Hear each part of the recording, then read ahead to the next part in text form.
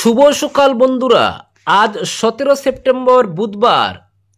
আজকের সকালের বিশেষ বিশেষ খবরগুলি হলো: জেলার সীমাবদল বুটের স্বার্থে বদলেনি প্রশাসনিক নিয়ন্ত্রণ, ডিলিমিটেশনের সুবিধায় শুধু বুটার বদল, আইন শৃঙ্খলা রাজস্ব সব পুরনো জেলার অধীনে, ভারত আমেরিকা বাণিজ্য আলোচনা শুরু, 50% শুল্ককে অনিবার্য বলল নয়াদিল্লি, এএসটিসির বরখাস্ত 771 কর্মচারীকে চাকরিতে বহালের নির্দেশ গৌহাটি হাইকোর্টের। এবং সর্বশেষ খবরটি হল, ফের মেঘভাঙ্গা বৃষ্টিতে বিপর্যস্ত উত্তরাখণ্ড, হিমাচল প্রদেশ, মৃত অন্তত 3, নিখোঁজ বহু। এবারে শুনুন বিস্তারিত খবর। 26-এর ভোটের দিকে তাকিয়ে ভোটের স্বার্থেই যে জেলার সীমানা রাতারাতি বদলানো হয়েছিল তাতে আর কোনো সংশয় রইল না, কারণ নামেই এক জেলা থেকে কর্তন করে অন্য জেলায় অন্তর্ভুক্ত করা হয়েছে বিভিন্ন এলাকা, কিন্তু প্রশাসনিক ক্ষমতা, আইন শৃঙ্খলা নিয়ন্ত্রণ, রাজস্ব সব কিছু আজও রয়েছে পুরনো জেলার সঙ্গেই। 2.5 বছরের বেশি সময় হয়ে গেলেও পৃথক নোটিফিকেশন জারি করেনি কোনো সরকারি বিভাগ, ফলে ডিলিমিটেশনের মাধ্যমে ভোটারের অদলবদল হওয়া ছাড়া বাকি সব কিছুই চলছে আগের মতোই। সদ্য জেলার নাম বদলের প্রতিবাদে ডাকা বন্ধের সময় উচ্ছৃঙ্খল পূর্বদের শায়েস্তা করতে শ্রীভূমির জেলা আয়ুক্ত বিশাল সুরক্ষা বাহিনী নিয়ে ঢুকে পড়েছিলেন বদরপুর এনসি কলেজে। সে নিয়ে বিতর্কের মধ্যেই উঠে আসে শ্রীভূমির জেলা আয়ুক্তের অনধিকার হস্তক্ষেপের প্রসঙ্গ। বদরপুর যদি কাছাড় জেলায় অন্তর্ভুক্ত হয়ে থাকে, তাহলে শ্রীভূমির জেলা আয়ুক্ত কি করে আইন শৃঙ্খলা নিয়ন্ত্রণে জাফাতে পারেন অন্য জেলায়? ফলে ওই ঘটনা সাধারণ মানুষের মধ্যে নতুন এক বিতর্কের জন্ম দেয়। কিন্তু ঘটনা হচ্ছে, শ্রীভূমি থেকে কর্তন করে বদরপুর এলাকা কাছাড় জেলায় অন্তর্ভুক্ত হলেও নিয়ন্ত্রণ এখনও রয়ে গেছে পুরনো জেলার হাতেই। একইভাবে পাঁচগ্রাম ও ঠান্ডাপুর এলাকা হাইলাকান্দি জেলা থেকে কর্তন করে কাছাড় জেলায় ঢুকানো হলেও ওই এলাকায় নিয়ন্ত্রণ এখনও রয়েছে হাইলাকান্দি জেলার হাতেই। উচ্চস্তরীয় সরকারি সূত্রে বলা হয়েছে, শ্রীভূমির জেলা আয়ুক্ত বদরপুরের এনসি কলেজে ঢুকে কোনো এখতিয়ার বহির্ভূত কাজ করেননি, বরং সেই এলাকার আইন শৃঙ্খলা রক্ষার দায়িত্ব আজও রয়েছে শ্রীভূমির জেলা প্রশাসনের হাতে। বাস্তবে রাজ্যে ডিলিমিটেশন প্রক্রিয়া শুরুর ঠিক আগ মুহূর্তে 2022 সালের 31 ডিসেম্বর মন্ত্রিসভায় সিদ্ধান্ত নিয়ে তড়িঘড়ি করে সাধারণ প্রশাসন বিভাগ থেকে যে নোটিফিকেশন জারি করা হয়েছিল, তাতে বরাকের 3 জেলায় সীমানায় কিছুটা অদলবদল হয়, কিন্তু সাধারণ প্রশাসনের নির্দেশ সরকারের সব বিভাগে কার্যকরী হয় না। আইন শৃঙ্খলা নিয়ন্ত্রণ ব্যবস্থা এক জেলা থেকে অন্য জেলায় হস্তান্তর করতে গেলে কিংবা পুলিশ জেলার সীমানা বদলের ক্ষেত্রে পৃথক পৃথক নোটিফিকেশন জারি করতে হবে সরকারের স্বরাষ্ট্র এবং রাজনৈতিক দপ্তর থেকে। তাই বদরপুর থানা আজও রয়েছে শ্রীভূমির পুলিশ সুপারের অধীনে, কারণ জেলা পুলিশের এখতিয়ার বদল করে সরকারের স্বরাষ্ট্র এবং রাজনৈতিক দপ্তর থেকে কোনো নোটিফিকেশন জারি করা হয়নি এখনো। একইভাবে বদরপুর অঞ্চলের রাজস্বের বিষয়টি দেখাশোনার ভার আজও রয়েছে শ্রীভূমি জেলার হাতে, কারণ রাজস্ব বিভাগ থেকেও রাজস্ব এলাকা এক জেলা থেকে কর্তন করে অন্য জেলায় অন্তর্ভুক্ত করা নিয়ে কোনো পৃথক নোটিফিকেশন জারি করা হয়নি। বদরপুরে পূর্ত বিভাগ, জল সম্পদ বিভাগ, জনস্বাস্থ্য, কারিগরি বিভাগ ইত্যাদি বিভাগের কাজকর্ম আজও পরিচালিত হচ্ছে শ্রীভূমি জেলা থেকে। অথচ 2022 সালের 31 ডিসেম্বর জিএডি বিভাগের জারি করা নোটিফিকেশন অনুযায়ী শ্রীভূমি জেলার বিস্তীর্ণ অঞ্চল কেটে জুড়ে দেওয়া হয়েছে কাছাড় জেলার সঙ্গে। হাইলাকান্দি জেলারও কিছু অংশ অন্তর্ভুক্ত করা হয়েছে কাছাড় জেলায়। এই দুই জেলার হিন্দু অধ্যুষিত এলাকাগুলি কেটে জুড়ে দেওয়া হয়েছে কাছাড় জেলায়। আবার কাছাড়ের মুসলিম অধ্যুষিত কিছু অঞ্চল ঠেলে দেওয়া হয়েছে হাইলাকান্দি শ্রীভূমি জেলায়। জিএডি বিভাগের প্রধান সচিব অবিনাশ যোশীর জারি করা সেই নোটিফিকেশন অনুযায়ী শ্রীভূমি জেলার বদরপুর শহর, চাপড়া, আলিকাপুর, জুমপাট 3, জুমপাট 4, জুমপাট 5, জুমপাট 7, পাহাড়কাঠি, চাপড়াকাঠি, বুন্দাইশির এলাকা ঢুকেছে কাছাড় জেলায়। আবার কাছাড় জেলার Dudhpur part 2, Mahadevpur, Ganigram part 1, Ganigram part 3 এবং শিবপুর পার্ট 2 অন্তর্ভুক্ত হয়েছে হাইলাকান্দি জেলায়। উল্টো দিকে হাইলাকান্দি জেলার 5 গ্রাম, উত্তর বদরপুর, ঠান্ডাপুর, বড়পুর, উত্তর কমলপুর, বদরপুর গ্রাম, বকরিহর নম্বর, দক্ষিণ বদরপুর কাছাড়ে অন্তর্ভুক্ত হয়েছে।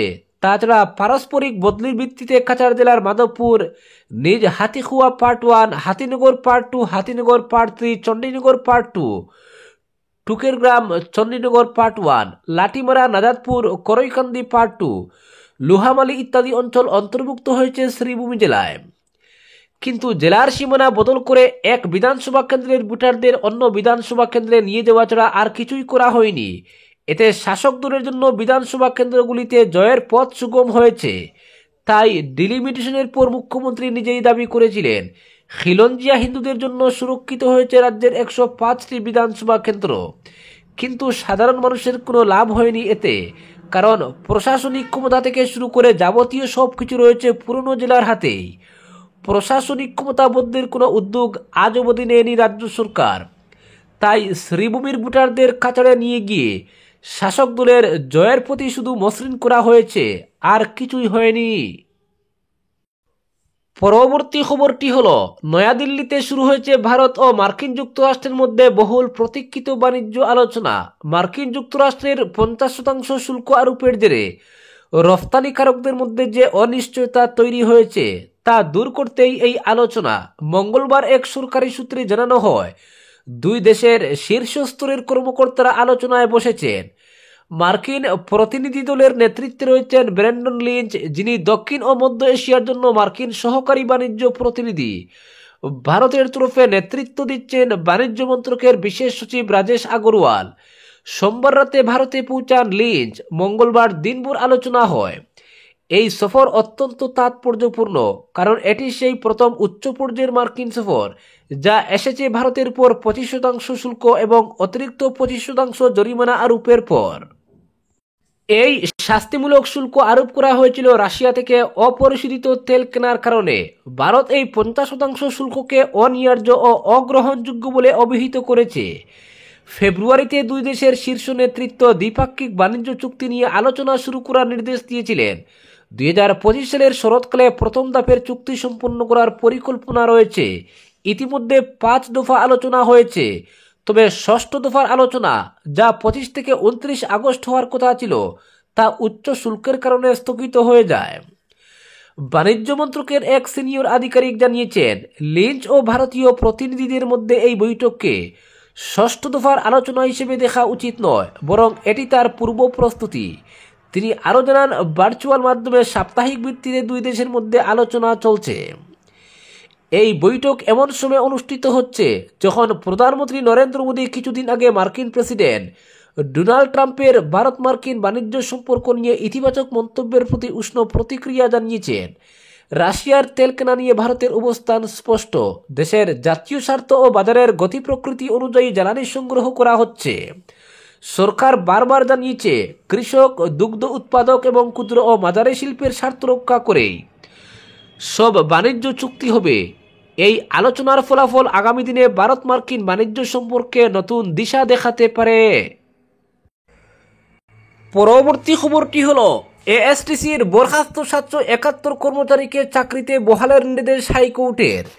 2023 সালের 31 মে বরখাস্ত করা এএসটিসির 771 টিকাভিত্তিক কর্মচারীকে চাকরিতে বহালের নির্দেশ দিল গুয়াহাটি হাইকোর্ট। দীর্ঘ শুনানির পর মঙ্গলবার এই রায় দিয়েছে উচ্চ আদালত। ঠিকাভিত্তিক কর্মচারীদের চাকরি থেকে বরখাস্ত করা নিয়ে রাজ্য পরিবহন শ্রমিক সংস্থার পক্ষ থেকে হাইকোর্টে পৃথক রিট আবেদন দাখিল করা হয়েছিল। মঙ্গলবার হাইকোর্টের বিচারপতি কার্দেক ইটির সিঙ্গল বেঞ্চে শুনানি গ্রহণ করা হয়। এদিন হাইকোর্টে মামলার শুনানি গ্রহণ করার পর আদালত বলেছে, ঠিকাভিত্তিক পদগুলো যেমন driver, grade 4 security, office assistant, computer assistant সহ অন্যান্য পদগুলো নিয়মিতকরণ করা হচ্ছে না, অথচ এই পদগুলো ছাড়া চলবেও না। আদালত বলেছে, ঠিকাভিত্তিক কর্মচারীদের চাকরি থেকে অবৈধভাবে বরখাস্ত করা হয়েছে। তাছাড়া এএসটিসির বোর্ড অফ ডিরেক্টরের নিজস্ব সিদ্ধান্তের ভিত্তিতে তাদের চাকরি থেকে বরখাস্ত করা হয়েছিল। তাই বরখাস্ত কর্মচারীদের চাকরিতে ফিরিয়ে নিতে আদালতের পক্ষ থেকে নির্দেশ দেওয়া হয়েছে। সেই সঙ্গে যতদিন পর্যন্ত এই পদগুলোর জন্য নিয়মিত পদ সৃষ্টি করা না হয়, ততদিন ওই কর্মচারীদের দিয়েই কাজ চালিয়ে যেতে হবে। যখন নিয়মিত পদ পূরণ করা হবে, তখন আবেদনকারীরা এই নিয়োগ প্রক্রিয়ায় অংশগ্রহণ করতে পারবেন। এক্ষেত্রে তাদের চাকরির বয়সের সীমা যদি পেরিয়ে যায়, তা উপেক্ষা করতে বলা হয়েছে।